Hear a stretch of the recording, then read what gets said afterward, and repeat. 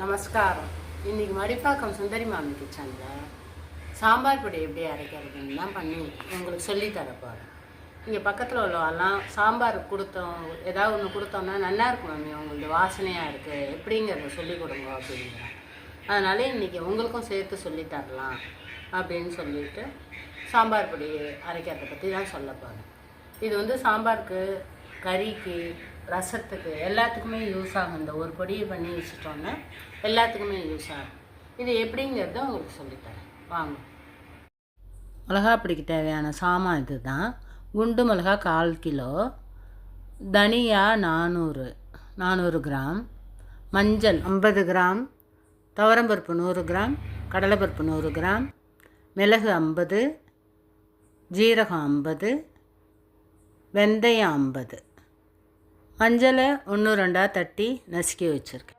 இப்போ எல்லா சாமானையும் நல்லா வெயிலில் 2 நாளைக்கு காய வச்சுட்டு மிஷினில் கொடுத்து அரைச்சி ஆறுனதுக்கு அப்புறமா டப்பாவில் எடுத்து வச்சுட்டாக்க வண்டு வராது, பூச்சி வராது. சாம்பார் பொடி ரெடி. அடுத்தது சாம்பார் மேல் பொடி. இந்த மாதிரி சாம்பார் பொடி வறுத்து பொடி பண்ணி வச்சுட்டோம்னா மேல் பொடியும்பாத பொடி பண்ணி வச்சுட்டோம்னாக்கா இது வந்து சாம்பார் வச்சுட்டு இதுலேயும் ஒரு ஸ்பூன் 1.5 ஸ்பூன் போட்டு இறக்கணுன்னா சாம்பாரும் நல்ல வாசனை, அரைச்சி விட்ட சாம்பார் மாதிரி இருக்கும். தினம் அரைச்சி விட முடியாது நம்மளால், ஒரு நாள் போல் அல்பாக இருக்கும். அதனால் இந்த மாதிரி பண்ணி வச்சுக்கலாம். இது வந்து வாழைக்காய் கறி, உருளைக்கிழங்கு கறிக்கெல்லாம் கறி பண்ணிவிட்டு மேல் பொடியாக தூவினா நல்ல வாசனையாக டேஸ்ட்டாக இருக்கும். இதுக்கு தேவையான சாமான் இதுதான். இது வந்து மிளகாத்தல் 4-5, பெருங்காயம் ஒரு சின்ன கட்டி, தனியா ஒரு 8 ஸ்பூன், கடலைப்பருப்பு 4 ஸ்பூன், ஒரே ஒரு ஸ்பூன் உளுத்தம்பருப்பு, 1/4 ஸ்பூன் வெந்தயம், 1/4 ஸ்பூன் மிளகு, 1/4 ஸ்பூன் ஜீரகம். முதல்ல பெருங்காயத்தை போட்டு கொஞ்சமாக எண்ணெயை விட்டு அதை நல்லா பொரித்து எடுத்துக்கணும். எடுத்துட்டதுக்கப்புறமா காஞ்ச மிளகாயையும் போட்டு அதில் மிளகாயையும் போட்டு ஒரு பெரட்டிக்கணும். பெரட்டினதுக்கப்புறம் அதை எடுத்து வச்சுட்டு அதுக்கு மேலே தனியாவை போடணும். தனியாவை போட்டு அது கொஞ்சம் லைட்டாக வறுபட்ட உடனே அது மேலேயே கூட போடலாம், எல்லாத்தையும் ஒரு சாமானாக போடலாம்.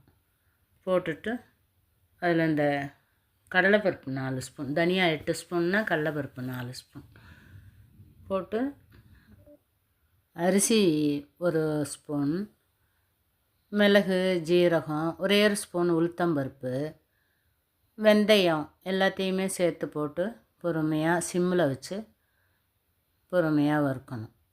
வறுத்துட்டு அதுக்கப்புறமா கொஞ்சம் ஆற விட்டு மிக்சியில் போட்டு பொடி பண்ணி ஒரு பாட்டிலில் போட்டு வச்சுட்டோம்னாக்க நம்ம சாம்பார் இறக்கிறதுக்கு முன்னாடி 1 ஸ்பூன் 1.5 ஸ்பூன் போட்டு ஒரு கொதி வந்ததும் இறக்கி வச்சுட்டு கருவேப்பிலை தாளித்து கொட்டிட்டோம்னாக்க சாம்பார் சூப்பராக இருக்கும். அரைச்சி விட்ட சாம்பார் மாதிரியே இருக்கும்.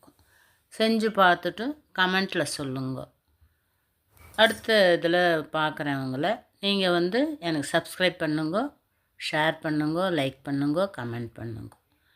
தேங்க்யூ ஃபார் வாட்சிங். தேங்க்யூ.